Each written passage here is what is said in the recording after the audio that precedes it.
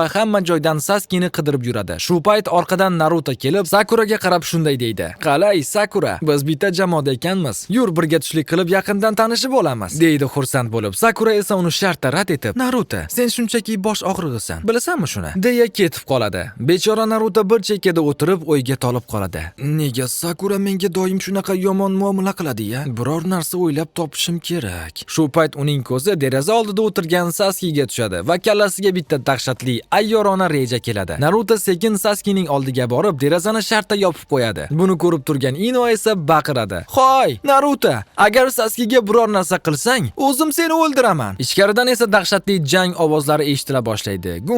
Gumbur, lekin qarasak, Sasuke Narutoni arqon bilan chigallab bog'lab tashlagan ekan. Keyin Sasuke derazadan sakrab xotirjam chiqib ketadi. Buni ko'rgan Shikamaru hayratlanib deydi: "Oho, bu Sasuke rostdan ham dahshatli kuchli ekan-ku. Narutoni bir soniyada pachoqlab tashladi-ku." Ino esa kibr bilan: "Nima deb o'ylading? Naruto kabi omadsiz bola bizning zo'r Sasuke'ni yenga olarmidi? Hech qachon." Boshqa tomonda esa Sakurani ko'ramiz. U xomush bo'lib o'zicha o'yga tolib o'tiribdi. "Men Sasuke'ning e'tiborini tortmoqchiman. U bilan do'st bo'lishni xohlayman, lekin unchalik chiroyli emasman-ku." Lekin kutilmaganda uning oldiga Sasuke'ning o'zi kelib qoladi. Buni ko'rib Sakuraning yuzlari qizarib, xursandligidan yuragi qinidan chiqib ketay deydi. Sasuke xotirjam uning yoniga o'tirib so'raydi: "Sakura, senga Naruto qanday bola bo'lib ko'rinadi?" Sakura esa darrov: "Narutomi? Men uni umuman yomon ko'raman. U shunchaki asabga tegadigan bosh og'rig'i, undan boshqa hech narsa emas", deb javob beradi. Lekin qiziq, Sasuke nega aynan Narutoni so'radi ekan-a? "Lekin men seni yaxshi ko'raman, Sasuke. Sen uchun hamma narsaga tayyorman", deb Sakura unga juda yaqinlashib, romantik vaziyatni boshlaydi.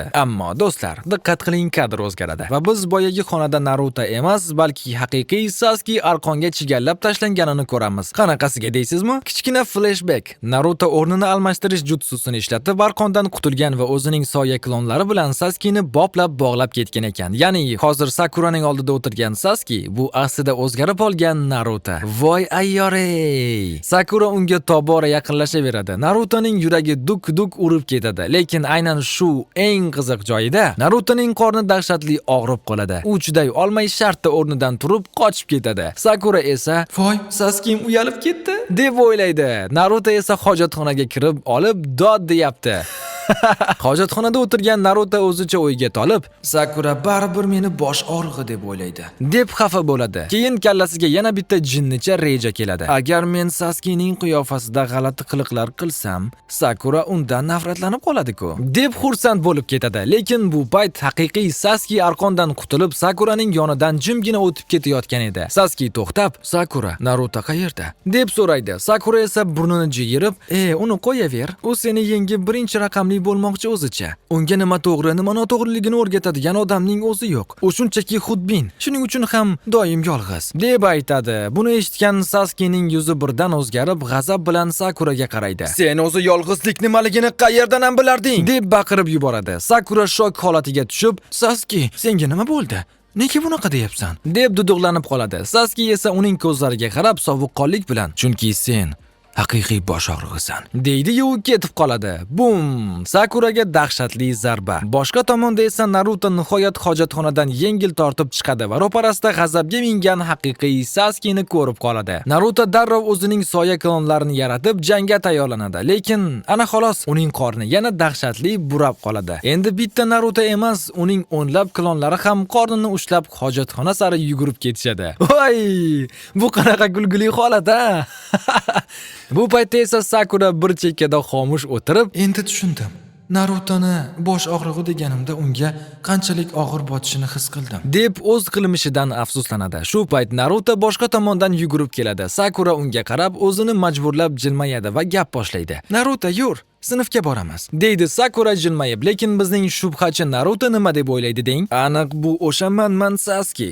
Sakuraning qiyofasiga kirib, mendan qasos olmoqchi, deb o'ylaydi va aynan shu payt yana o'sha dahshatli qorin og'rig'i tutib qoladi va Naruto shamolday uchib qochib ketadi. Buni ko'rgan Sakuraning tepa sochi tikka bo'ladi. Boshqa tomonda esa 3-Hokage va afsonaviy Kakashi akamiz Narutoning uyida yurishibdi. Kakashi stol ustidan bitta sut qutisini topib oladi. Qarasaki, sutning yaroqlilik muddati allaqachon o'tib ketgan ekan. Ha, do'stlar, Naruto ertalab aynan shu aynigan sutni ichib olgan ekanda. Shuning uchun bechora butun kunni hojatxonada yotoqxonada o'tkazishga majbur bo'ldi. Endi esa eng qiziq joyi, har 3 ta o'quvchiga bittadan ustoz biriktiriladi va bizning Naruto, Sakura hamda Sasuke tushgan 7-jamoaga aynan Kakashi ustozlik qiladigan bo'ldi. Qani, ko'ramiz, bu jamoa nima karomat ko'rsatarkan. Sinfda esa hamma yangi ustozini kutyapti. Naruto zerikkanidan bitta zo'r, lekin g'irt yosh bolalarcha hazil o'ylab topadi. U doska artadigan lattani eshikning tepasiga qistirib qo'yadi. Kim birinchi bo'lib kirsa, shartta boshiga tushadi deb xursand. Buni ko'rgan Sasuke ensasini qotirib, "Qo'y, ahmoq, bu qanaqa arzon tryuk? Bizning ustozimiz haqiqiy elita ninja. Bunaqa oddiy tuzoqlarga tushmaydi", deydi kibr bilan. Lekin eshik ochiladi va paq latta to'g'ri Kakashining boshiga tushadi. Ana xolos, Naruto qotib kulishni boshlaydi. Sasuke esa shokda. "Bu nimasi? Shu odam rostdan ham kuchli ninjami? Shunaqa oddiy narsadan ham qochib qutula olmadimi?" deb o'ylaydi. Shundan so'ng Kakashi ularni ochiq havoga olib chiqadi va hammadan o'zini tanishtirishini so'raydi. Kakashi shunday deydi: "Mening ismim Kakashi Hatake. Nimalarni yaxshi ko'raman, nimalarni yomon ko'raman, buni sizlarga aytgim kelmayapti. Kelajakdagi orzularim, buni ham aytmayman." G'alati. Xullas, hech narsani aytmadi-ku bu odam. Keyin navbat Narutoga keladi. "Mening ismim Naruto Uzumaki. Men ramyon yeyishni jonimdan ortiq ko'raman. Eng yomon ko'rgan narsam esa o'sha ramyon tayyor bo'lguncha 3 daqiqa kutish. Mening eng katta orzuyim qishloqning eng zo'r Hokagesi bo'lish." Qoyil, aniq maqsadlar. Keyin Sakura qizarib gap boshlaydi. "Mening ismim Sakura. Men yaxshi ko'radigan narsam aniqrog'i odam" deb Sasuke'ga qarab uyalib ketadi. "Orzuyim esa" deb yana qizaradi. Kakashi ensasi qotib, "Xo'p, yaxshi ko'rganing tushunarli. Yomon ko'rganing kim?" deb so'rasa, Sakura shartta "Naruto" deydi. Bechora Narutoning yuragi chil-parchin bo'ldi-ku, do'stlar. Naruto yig'lab yubordi. Kakashi esa ichida o'ylayapti: "Voy xudoyim, bu qizlar kuchli ninja bo'lish o'rniga sevgi muhabbat bilan ovora-ku. Bu qanday kasallik?" Keyin esa navbat bizning jiddiy yigitimiz Sasuke'ga keladi. U shunday deydi: "Mening ismim Sasuke Uchiha. Mening bitta maqsadim bor. Uchiha klanini qayta tiklash va bir kishini yo'q qilish." Buni eshitgan Naruto qo'rqib ketib, "Iye, mabodo meni o'ldirmoqchi emasmi bu?" deb o'ylaydi. Shundan so'ng Kakashi jiddiy tortib deydi: "Xullas, ertaga birinchi missiyamiz omon qolish testi. Lekin bilib qo'yinglar, bu testdan yiqilish ehtimoli naq 66%. Agar yiqilsangiz hammangiz orqaga akademiyaga uchasiz." Ana xolos, endi ularning taqdiri to'liq Kakashining qo'lida. U ketayotib oxirgi dahshatli shartni aytadi: "Ertalab soat 5 ta kelasizlar va eng asosiysi aslo nonushta qilmanglar. Bo'lmasa o'yindan chiqasizlar. Tushunarlimi?" Ertasi kuni tong otar-otmas soat 5 ta hammalari och nahor yig'ilib Kakashini kuta boshlashadi. Lekin bizning hurmatli ustozimiz odatdagidan dahshatli darajada kech qoladi. Naruto va Sakura asabdan portlay deb baqirishardi. Kakashi esa xotirjam: "Uzr, yo'limni bitta qora mushuk kesib o'tdi. Aylanib kelishga majbur bo'ldim" deb bahona qiladi. Qoyil, shunaqa ham bahona bo'lar ekanmi? Keyin u soat 12 ga budilnik qo'yadi va ikkita kichkina qo'ng'iroqchani ko'rsatib deydi: "Vazifa shundan iborat. Soat 12 gacha shu qo'ng'iroqchalarni mendan tortib olishingiz kerak. Agar eplay olmasangiz tushlik qilmaysizlar." Sasuke darrov tushunadi. "Demak, shuning uchun bizga nonushta qilmanglar degan ekanda." Sakura esa bitta g'alati narsani payqab qoladi. "Ustoz, biz 3 kishimiz-ku. Nega qo'ng'iroqcha faqat 2 ta?" Kakashi esa sovuqqonlik bilan javob beradi: "Chunki orangizdan bittangiz aniq yiqiladi. Balki hammangiz yiqilarsiz, kim biladi. Qani, tayyorlaninglar. Xohlagan jutsoyingizni ishlating, meni o'ldirish niyatida hujum qiling. Bo'lmasa yuta olmaysizlar" deb aytadi Kakashi. Naruto esa o'zicha tirjayib: "Axir siz bitta oddiygina lattadan qochib qutula olmadingiz-ku. Bizni qanday yengasiz?" deb ustidan kuladi. Kakashi esa xotirjam: "Biz kuchlilar sen kabi omadsizlarning foydasiz harakatlarini shunchaki e'tiborsiz qoldiramiz" deb boplab tashlaydi. Buni eshitib Narutoning qoni qaynaydi va qo'liga o'tkir kunayni olib Kakashiga tashlanadi. Lekin ko'z ochib yumguncha Kakashi uning orqasida paydo bo'lib qo'lini shartta qayirib qo'yadi. "Shoshma, qahramon. Men hali boshladik demadim-ku", deydi u. Kakashining bu dahshatli tezligini ko'rib uchalasi ham shokda qotib qolishadi. Keyin Kakashi "Boshladik" deb ishora beradi. Sasuke va Sakura darrov o'rmon ichiga yashirinishadi. Kakashi ichida "Barakalla, haqiqiy ninja yashirinishni qoyillatish kerak" deb o'ylayotganda qarasaki, Naruto hech qayerga qochmasdan to'ppa-to'g'ri uning ro'parasida jangga tayyor bo'lib turibdi. Voy ahmoq, ey! Naruto qochish o'rniga "Qani, yakkama-yakka jang qilamiz, deb Kakashiga qarab yuguradi. Kakashi esa ichida bu bola g'irt jinni-ku deb o'ylaydi. Naruto yugurib ketayotganda Kakashi to'satdan sumkasiga qo'l soladi. Naruto hozir qandaydir dahshatli qurol oladi deb taqa to'xtaydi, lekin Kakashi sumkasidan nima oldi deng? Bitta g'alati romantik kitob. Sen hujum qilaver, men kitobimni o'qib turaman. Menga farqi yo'q, deydi u xotirjam. Buni eshitgan Narutoning asabi qaynaydi va bor kuchi bilan tashlanadi, lekin Kakashi uning hamma zarbalaridan xuddi raqsga tushayotgandek oson qochib qutuladi. Keyin esa Kakashi Narutoning orqasiga o'tib, barmoqlari bilan shunday g'alati va kulgili zarba beradiki, bechora Naruto uchib borib suvga gumburlab tushadi. Voy bu sharmandalik.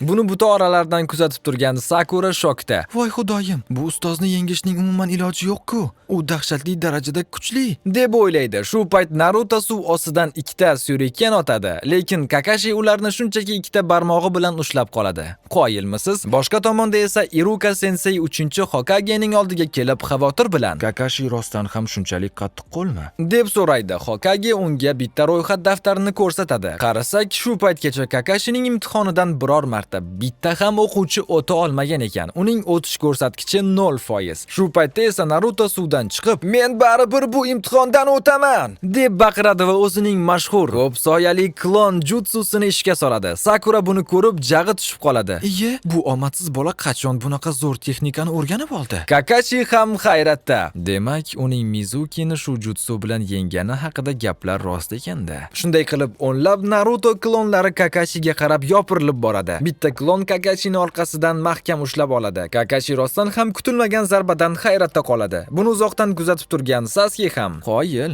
Yomon harakat emas, bu safar o'xshatdi deb tan oladi. Hamma klonlar Kakashini o'rab olib, bittasi uning yuziga shunday dahshatli musht tushiradiki, lekin tutun tarqalganda qarasak, u yerda Kakashi yo'q. Uning o'rniga boshqa bitta Naruto kloni kaltak yeb yotibdi. Ha, Kakashi o'rin almashtirish jutsusi bilan qochib qolgan ekan. Endi nima bo'ldi deng? Klonlarning hammasi oramizda Kakashi yashirinib olgan deb o'ylab, birma-bir ayovsiz do'pposlashishni boshlab yuborishdi. O'zini o'zi uryapti ahmoq bola. Buni ko'rgan Sakura esa yuziga urib, "Voy xudoyim, bu bolaga qachon aql kiradi o'zi?" deb o'tiribdi ichida. Voy, buni qarang, bu ahmoq o'zining klonlari bilan fuqarolar urushini boshlab yubordi-ku. G'irt tentak. Shu payt Naruto yerda yaltirab yotgan qo'ng'iroqchani ko'rib qoladi. Kakashi ustoz buni tushirib yuboribdi-ku. Qanday omadim keldi deb xursand bo'lib uni olmoqchi bo'ladi, lekin shartta oyog'idan osilib Kakashining oddiygina tuzog'iga tushib qoladi. Kakashi daraxtdan tushib, "G'o'r bolakay, shunaqa oddiy tuzoqqa ham tushasanmi?" deb ustidan kuladi. Shu payt daraxt tepasida poylab turgan Sasuke vaziyatdan foydalanib qolmoqchi bo'ladi. Kakashining e'tibori Narutoda ekanligini ko'rib, unga qarab bir nechta suriken va kunaylarni otadi. Pichoqlar to'g'ri Kakashiga sanchiladi. Buni ko'rgan Naruto xursand bo'lib, "Qoyil, Sasuke, boplading!"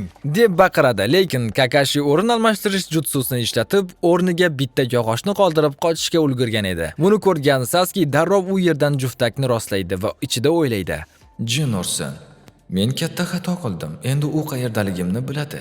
Tezroq boshqa joyga yashirinishim kerak" deb o'ylab qoladi. Sakura ham Sasuke'ni izlab o'rmon ichida yugurib yurgan edi. Shu payt u uzoqdan Kakashini ko'rib qoladi. "Xayriyat, u meni ko'rmadi" deb endi yengil tortganda, to'satdan Kakashi uning naq orqasida paydo bo'lib, "Men shu yerdaman" deydi. Sakura qo'rqqanidan shunday dahshatli qichqirib yuboradiki, butun o'rmon titrab ketadi. Boshqa tomonda esa bizning qahramon Naruto kunayi bilan arqonni kesib nihoyat pastga tushadi, lekin qadam qo'yishi bilan yana xuddi o'sha tuzoqqa tushib, oyog'idan osilib qoladi. Voy ahmoq ey! Bu paytda Kakashi Sakuraga qarshi dahshatli genjitsu ishlatadi. Sakura birdaniga hamma narsani unutib, "Iye, men o'zi bu yerda nima qilyapman?" deb atrofga alanglab qoladi. Shu payt orqadan Sasuke'ning ovozi eshitiladi. Sakura o'girilib qarasaki, voy bo, Sasuke qonga belanib dahshatli darajada yaralanib yotibdi. Buni ko'rgan Sakuraning yuragi dosh bermay shartta hushidan ketib yiqiladi. Kakashi daraxt tepasida turib, "Men biroz oshirib yubordim shekilli. Qiz bola ekanini unutibman" deb ensasini qashlab qo'yadi. Sakuraning dahshatli chinqirig'ini eshitgan haqiqiy Sasuke voqea joyiga yetib keladi va Sakurani genjitsu ta'siriga tushgani ekanini ko'rib qoladi. Ya'ni ongni boshqaradigan gallyutsinatsiya tuzog'iga tushganini tushunib yetadi.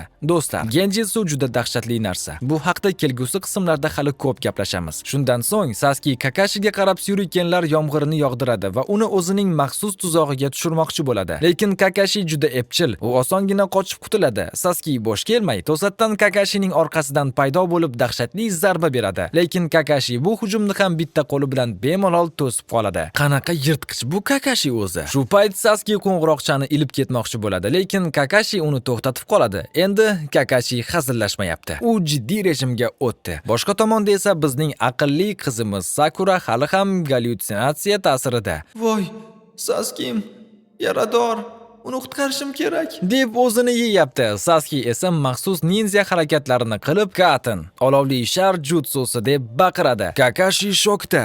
Iye, bu qanaqasi? Bu jutsuga dahshatli darajada ko'p chakra kerak-ku. Nahotki bu bola shuni eplasa. Sasuke og'zidan ulkan olov purkaydi, lekin tutun tarqalgach qarasak u yerda hech kim yo'q. To'satdan yer ostidan bitta qo'l chiqib Sasukening oyog'ini ushlab oladi. Kakashi, sen hali juda g'o'rsan bolakay, deydi-da Sasuke'ni bo'ynigacha yerga tiqib qo'yadi. Bu paytda esa ochko'z Naruto tushlik qutilarini ko'rib qolib, o'g'rincha ovqatlanmoqchi bo'ladi, lekin Kakashi uni ham orqasidan kelib ushlab oladi. Kakashi unga qarab, yaxshi harakat Naruto, lekin o'xshamadi deb kulib qo'yadi. Boshqa tomonda esa Sakura yugurib kelib Sasukening faqat boshi yer ustida turganini ko'radi va yana shartta hushidan ketib yiqiladi. Voy bu qiz qachondir jang qiladimi o'zi? Birozdan keyin o'ziga kelib Sasukening soppa-sog' ekanini ko'radi va xursand bo'lib uni quchoqlamoqchi bo'ladi, lekin Sasuke uni sovuqqonlik bilan itarib yuboradi. Sasuke jiddiy ohangda, vaqt tugashidan oldin qanday qilib bo'lmasin, o'sha qo'ng'iroqchalarni olishim shart deb aytadi. Sakura esa qo'rqib ketib, qo'ysangchi, biz buni eplolmaymiz. Kelasi yili qayta topshirarmiz. Qayerga shoshilyapmiz deb aytadi. Buni eshitgan Sasuke unga shunday dahshatli sovuq nigoh bilan qaraydiki, Sakuraning eti junjikib ketadi. Sasuke tishlarini g'ichirlatib, men uni o'ldirishim shart. Uni yo'q qilmagunimcha menga tinchlik yo'q, deydi. Sakura shu payt Sasukening birinchi kundagi tanishuvini eslaydi. Eslaysizmi? Kakashi ustoz so'raganda Sasuke klanimni tiklashim uchun bir odamni o'ldirishim kerak degan edi. Va aynan shu eng qiziq tarang pallada jiring vaqt tugaganini bildiruvchi budilnik chalinib qoladi. Hamma bir joyga yig'iladi. Bizning sho'rlik Naruto esa ustunga chigallab bog'lab qo'yilgan. Voy bechora. Kakashi ularga qarab jiddiy ohangda, xullas qaror qildim, men sizlarni akademiyaga qaytarib yubormayman deb aytadi. Buni eshitgan Naruto xursandligidan sakrab yuboray deydi. Ura! Demak biz imtihondan o'tdikmi? Lekin Kakashining keyingi gapi ularning ustidan muzdek suv quygandek bo'ladi. Yo'q, sizlar akademiyaga qaytmaysizlar. Chunki sizlar umrbod ninja bo'lish huquqidan mahrum bo'ldingiz. Diskvalifikatsiya. Buni eshitib uchalasining ham oyog'i ostidan yer qochgandek bo'ldi. Shok. Naruto tipirchilab, "Iya! Bu qanaqasi? Bunaqasi ketmaydi. Bu g'irt nohaqlik-ku!" deb baqirishni boshlaydi. Kakashi ularga qarab, "Sizlarda ninja bo'lish uchun umuman hech qanday xislat yo'q", deydi. Buni eshitib Sasukening qoni qaynaydi va g'azab bilan Kakashiga tashlanadi. Lekin Kakashi uni shunchaki bitta harakat bilan yerga yotqizib, ustida xotirjam o'tirib oladi. Voy bu, Kakashi akamiz dahshat-ku. Buni ko'rgan Sakura esa, "Sasukemni qo'yib yubor", deb aqldan ozay deydi. Kakashi jiddiy ohangda, "Sizlar o'zi ninja bo'lish nimaligini bilmaysizlar. Buni qandaydir o'yin deb o'ylayapsizlarmi? Hech o'ylab ko'rdingizmi? Nega sizlarni aynan 3 kishilik bitta jamoaga qo'shishdi?" deb savol beradi. Naruto esa yelkasini qisib, "Biz qayerdan bilaylik? Qoidalarni biz o'ylab topmaganmiz-ku", deydi. Kakashi esa, "Jamoaviy ishlash uchun, ahmoqlar", deb baqiradi. Buni eshitib uchalasi ham shokda qotib qoladi. Kakashi davom etadi, "Agar uchalangiz birgalikda jamoa bo'lib harakat qilganingizda, bu qo'ng'iroqchalarni mendan aniq tortib olgan bo'lardingiz." Shu payt Sakura gapga aralashib, "To'xtang, axir qo'ng'iroqcha faqat ikkita-ku", deydi Sakura. Kakashi esa sovuqqonlik bilan, "Bu shunchaki sizlarni chalg'itish va bir-biringizga dushman qilish uchun o'ylab topilgan oddiy hiyla edi. Qarab turinglar. Sakura, sen faqat Sasukening orqasidan yugurding. Garchi u seni tashlab ketgan bo'lsa ham, yoningda yordamga muhtoj Naruto turganda unga umuman qaramading. Sasuke, sen esa boshqalarni shunchalik zaif deb bildingki, ular bilan birga ishlashni o'zingga ep ko'rmading. Ha, yakkama-yakka jangda hammangiz kuchlisiz, lekin eng asosiysi bu jamoa", dedi Kakashi. Keyin kutilmaganda qo'liga o'tkir kunayni olib, Sasukening tomog'iga tiraydi. Hamma shokda. Kakashi dahshatli ovozda, "Sakura, hoziroq borib Narutoni o'ldirasan. Bo'lmasa men Saskini so'yib tashlayman, deb baqiradi. Voy, bu nima degan gap? Buni eshitib hammalarning yuragi qinidan chiqib ketay deydi. Kakashi kunayni tushirib tushuntiradi. Ko'rdingizmi? Haqiqiy missiyalarda aynan shunday bo'ladi. Dushmanlar sizning zaif nuqtangizdan foydalanadi va oqibatda ninjalar halok bo'ladi. Keyin Kakashi ularga uzoqdagi katta toshni ko'rsatadi. Bu toshga qaranglar. Bu yerda qishlog'imiz qahramonlarining halok bo'lgan ninjalarning ismlari yozilgan. Bu xotira toshi. Unda mening eng yaqin do'stlarimning ham ismlari bor, deydi u g'amgin ovozda. Mayli, men sizlarga yana bitta imkon beraman. Oxirgi imkon. Hozir hammangiz ovqatlanib oling. Lekin Naruto, senga ovqat yo'q, chunki sen qoidalarni buzding. Agar kimdir Narutoga bir tishlam ovqat bersa, o'sha zahoti o'yindan chiqadi, deb qat'iy ogohlantiradi. Boshqa tomonda esa Iruka sensei 3-Hokagening yonida o'tirib, xavotir bilan Kakashi shu paytgacha bitta ham o'quvchini imtihondan o'tkazmagan. Ular nima qilar ekan, deb o'yga tolib o'tirardi.